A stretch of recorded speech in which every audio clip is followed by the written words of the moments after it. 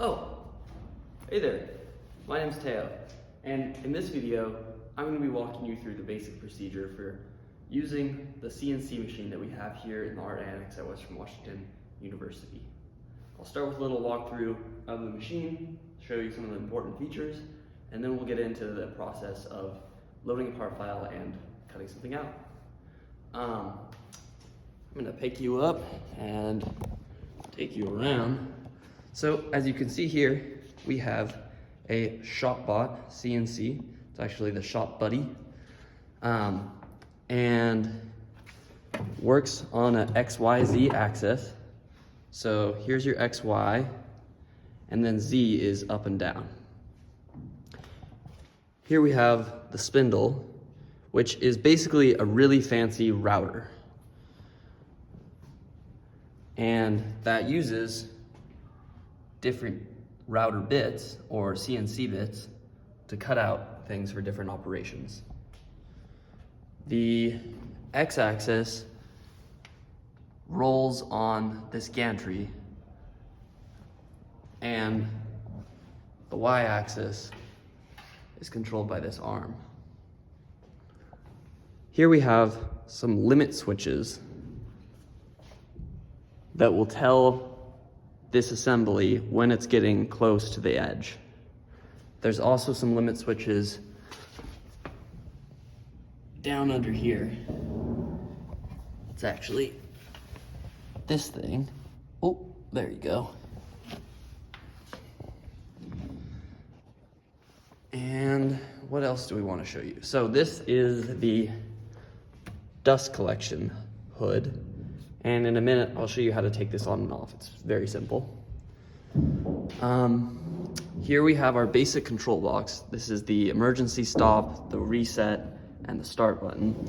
And then under here we have the VFD drive, which is the full control box, and it's got all the brain power in there. You don't really have to touch it too much. And here we've got the basic on-off controls, and I'll show you how to go through that whole setup in one moment here. All right, and now to turn the machine on, first we're gonna turn it on, and you'll be able to hear that the spindle is warming up. Now you're gonna twist the emergency stop to release it, and then click reset. And there you'll hear the VFD drive turn on. Now the next step is to plug in our handy dandy laptop. All right, so we have our laptop plugged in. There's two cords, USB cords that interact with the CNC machine, and then a power cord. And these all live right next to the CNC, so it should be easy to find. Once you've logged into the laptop, just gonna go ahead and open up the ShopBot 3 software. And it likes to open up like this. You're in preview mode right now, so you're gonna go here and click Move Cut, and that'll switch your interface a little bit. Now, to actually move the machine, I'm gonna hit K, and that's gonna bring up the keyboard. Now we'll see how the machine's feeling right now. I have a feeling I'm gonna get a limit switch. Oh, no. It thinks it knows where it is. So I was able to raise the machine there. And as you can see, oh, how do we let you see both? There we go. Let's zoom out. I can go up, down, and I'm just using the keys on this handy dandy keypad right there.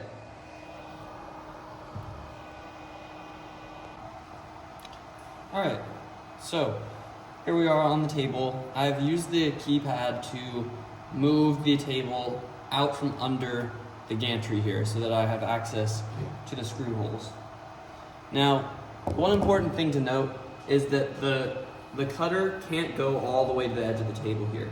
It's actually about where the Y and the X are. They're gonna meet right here, and that's the 0, 0 point on the the graph or plane of the XY axis. So I like to just go ahead and stay as far away from that as possible, just to avoid hitting any limit switches, which if you run into one of those, it's going to stop your process and you're going to have to start it over again. And I'll show you a trick for when you have to pause the file. You don't actually have to start all the way over, but rather avoid that if we can.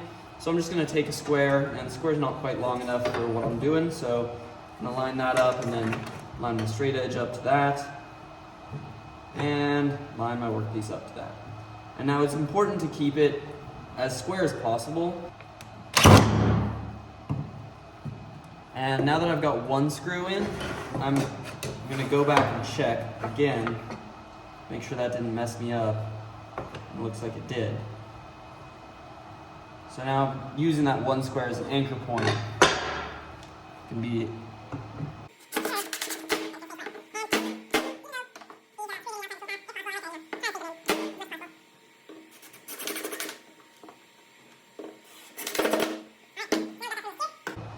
we can move on to inserting the bit. I've gone ahead and removed the dust collar. I have it just tucked up there, just so you can see what I'm doing. Down here, we've got our handy dandy magnetic holder. Now, these collets work pretty much like a router bit. So if you've ever taken the bit off of a router, you'll know this process is pretty similar. You just need to get opposing force and bring those apart. And if you're smart, you'll do it in a way where you're bringing the wrenches together so that you don't hit your knuckle on the aluminum like I just did. Now once you have that a little loosened, you can kind of loosen it by hand and pull that guy out. So I'm gonna take the collet off here just to show you. This is called a spring collet, and the way it works, all right, we gotta pop it out. So this is for the 1/4 inch, and then there's also one for the 1/2 inch bits. You can see some of them have a thicker neck there. We're just gonna need the 1/4 inch for today. So what you're gonna do is push it in, and you'll wanna hear it click. And it's pretty obvious, it'll be like pretty much flush, and you'll feel that clicks, or else bad things can happen. So we're gonna go ahead, put in our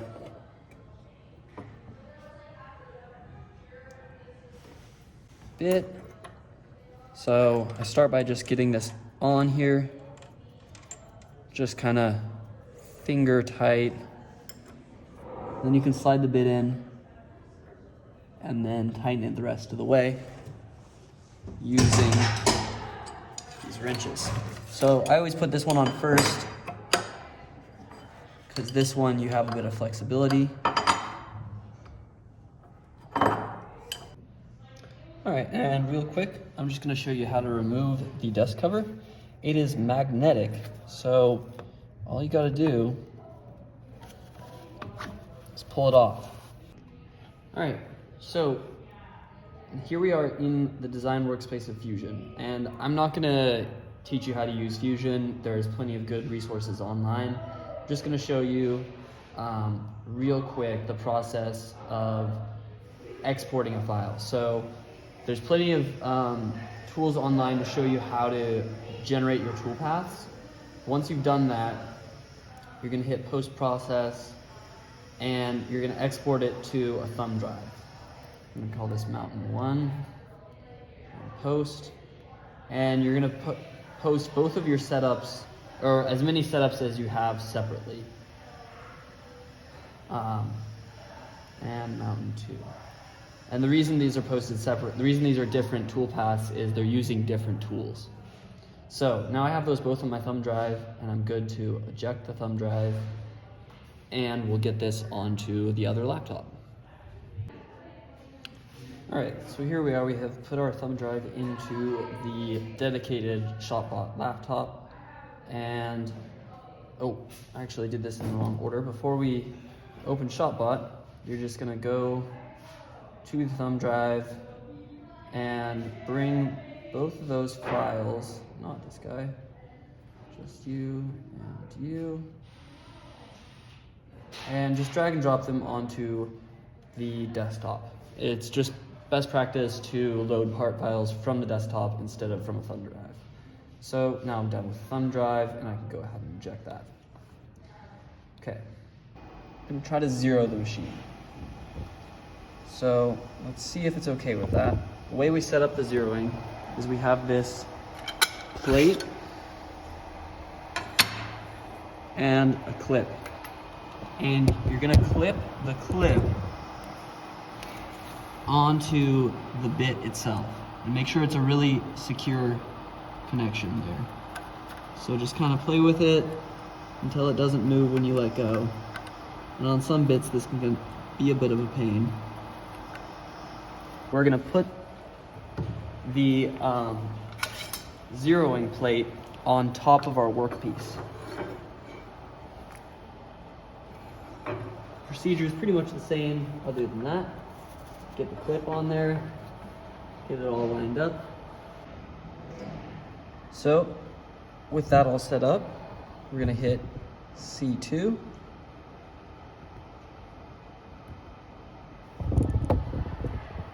And looks like our plate came off, so I'm gonna get that lined back up. And then I hit enter when I'm ready. Make sure to keep your fingers clear of the bit because it will not know that your fingers are in the way. Now, as you can see, after zeroing it to the workpiece, it's quite low. So this is a good time for me to get it really dialed in.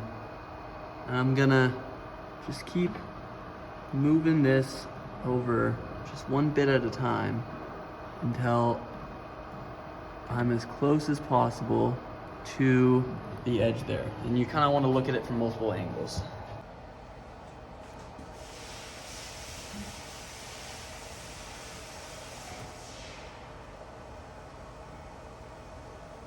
All right, so I like where that's at. That's gonna be my 0 point. So now we just come back into ShopBot software. Zoom in a little bit.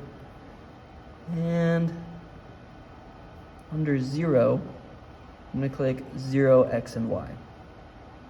So you can see the X and Y axis is set to 0 now.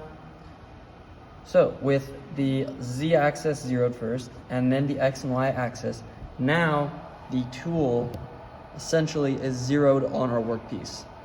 So what we're ready to do is load the part file.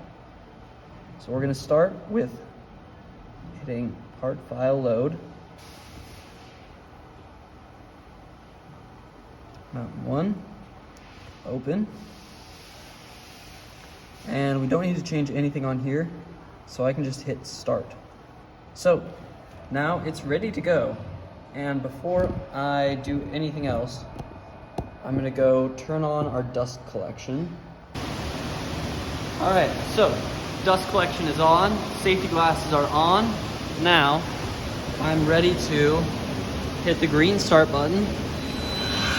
And you can probably hear that started the spindle. And now I'm ready to hit OK. So it's gonna start going, and now if at any point something goes wrong, you can always hit stop.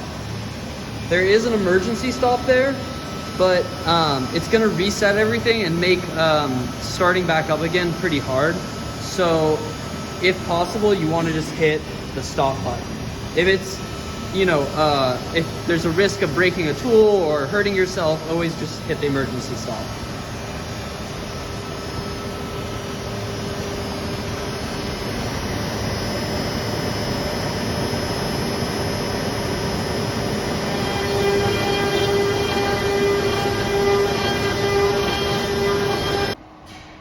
So as you can see, we've finished the adaptive clearing pass. Now we're gonna go back into our ShopBot software I have used the keypad to raise the Z height.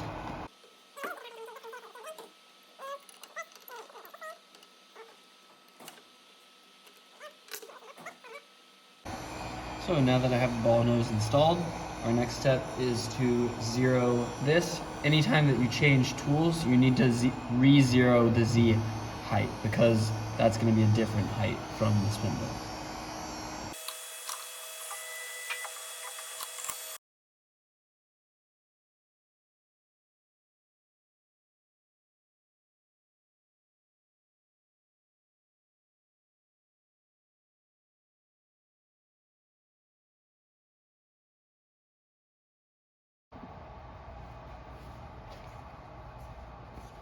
So here's the finished product. Now that we're done cutting that out, take you through the steps to wind down the machine. So first and foremost, turn off the dust collection. And then once you have taken your part off of the table and done all the moving of the machine, maybe move it back so it's not sticking out, so the table's not sticking out, you can go ahead and hit that emergency stop and turn it off. Easy peasy. Thank you for watching. Now go make some sawdust.